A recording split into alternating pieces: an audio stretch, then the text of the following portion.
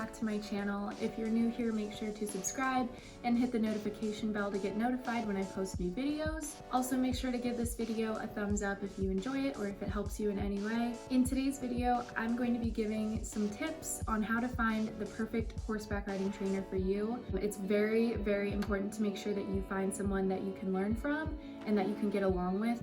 Let's get into the video.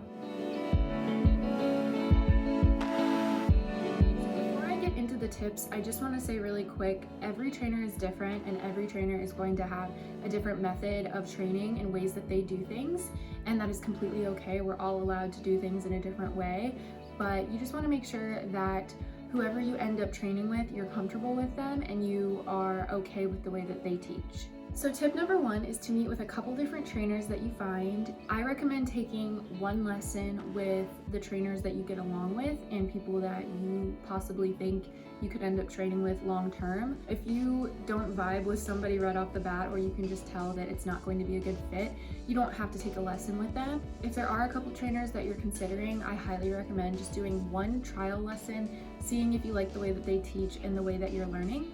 It's just very important to make sure that you're comfortable with your trainer, that you can talk to them if you have any concerns, and that you can just be open with them, because I'll get into it a little bit, but I've had a couple experiences with trainers where I didn't feel very comfortable opening up to them about how I was feeling with certain riding techniques and just things that I was confused about. And it caused a lot of problems for me because I just wasn't learning as much. Just stick with whoever makes you feel comfortable and who you think you'll learn the most from. Tip number two is don't settle. Find a trainer that you can communicate clearly with and that you feel comfortable with, like I've said a million times already. It's so important, and communication seriously is key, especially when it comes to horseback riding. If you are not being open and honest with your trainer, it's going to make you frustrated, it's going to make your trainer frustrated. So you want to make sure that you are communicating with your trainer. You need to find somebody who you feel comfortable asking questions to, and someone that won't make you feel dumb if you don't understand something. It's just so important, because I had a trainer in the past. It was actually my first trainer that I ever had when I started horseback riding. There were a lot of times that I remember where I was super confused while riding, like if I was doing a certain jumping pattern or whatever and I just couldn't remember it or whatever. I would get frustrated because my trainer would get mad at me, and I was like 10 or 11 years old. I was still a kid, and it was just so frustrating to be in that situation where I'm trying to learn and I'm just not learning fast enough, and she would get really frustrated and mad at me and annoyed. And so because of that, I never wanted to tell her when I had questions or if I was feeling uncomfortable during the lesson. I just would keep my mouth shut, and that's not the way to go. I think you need to be open in order to learn and educate yourself, and it'll just make the whole experience a lot more enjoyable. You're not going to enjoy taking your lessons if you're worried that you're going to be confused the entire time.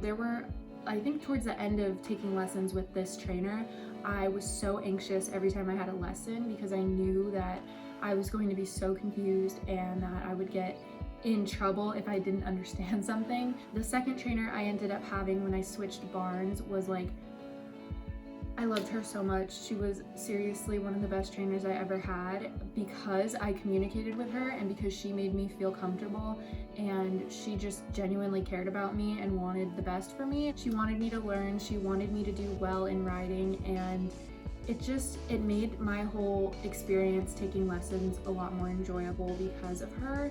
Back in the day when I was younger, I had really bad lower back problems. I still do to this day, but they were really bad when I was younger. I was open with her about my back problems, and I told her when I would start feeling pain in my lower back, and it happened a lot when I would jump, and which sucked because I loved jumping, but it would get to the point where my back was just hurting me too much to even focus on how I was doing while jumping, and I would just lose my train of thought because all I could think about was the pain in my back. So there were a couple times where I had to tell her, like, hey, my back is really hurting, I don't think I can keep jumping. And she would be like, okay, like, we'll just stop jumping for the rest of the lesson, we'll do flat work, and we'll just do some stretching real quick just to help your back feel better. That was so different for me to experience, because if I had said that to my previous trainer, She probably would have just made me jump for the rest of the lesson. You want to be open with your trainer and you want to be honest. Just find somebody that you feel comfortable with and that you can talk to if things aren't going right during the lesson. Also, I say this in like every video I film, but don't be afraid to ask questions, especially if you are just starting lessons with a new trainer. Don't be afraid to just ask if you're, curious about something or you don't understand something. They will be more than happy to help you if they genuinely care about you and they want the best for you. The last tip I'm going to give in this video is to ask yourself what you value in a trainer and also just in an overall barn riding environment. What are you expecting from this experience? What is it that you value and that you maybe don't want to experience at a barn? For me, when I was looking for a new trainer and also just for a new barn to start riding at, I wanted to make sure that I found a place that was drama-free.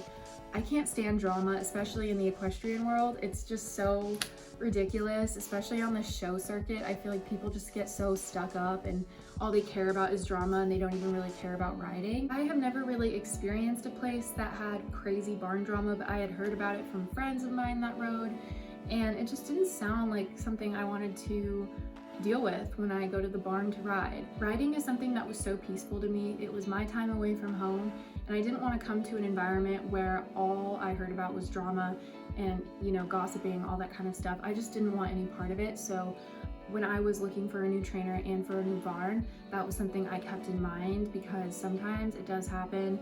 And I feel like if you're at a smaller barn, it can happen very easily where there's just a lot of gossip and drama. Or make a pros and cons list if that helps you, where you can just physically see the characteristics and values that you want. Also ask yourself when you're looking at barns and at new training programs, does this place make you feel welcome? Do you feel like this is a place you could see yourself riding at? Is this a trainer you can see yourself learning from? Also do your research. If your trainer has a website, look at reviews, look at just what other people are saying. You can ask other people at that barn maybe what their experience has been with a trainer. Just do what you can to educate yourself and make sure that you're making the best decision for you, and that the decision you end up making is going to benefit you the most. I hope this was helpful. I know this was a shorter video, but honestly, when it comes to finding a trainer, it's gonna be a lot about you and that person and your connection, and there's not really much else I can say to help you physically find that person. It's going to take time. It's kind of like finding a horse. If this video was helpful, make sure to give it a like and also make sure you're subscribed to the channel, and I will see you guys next week.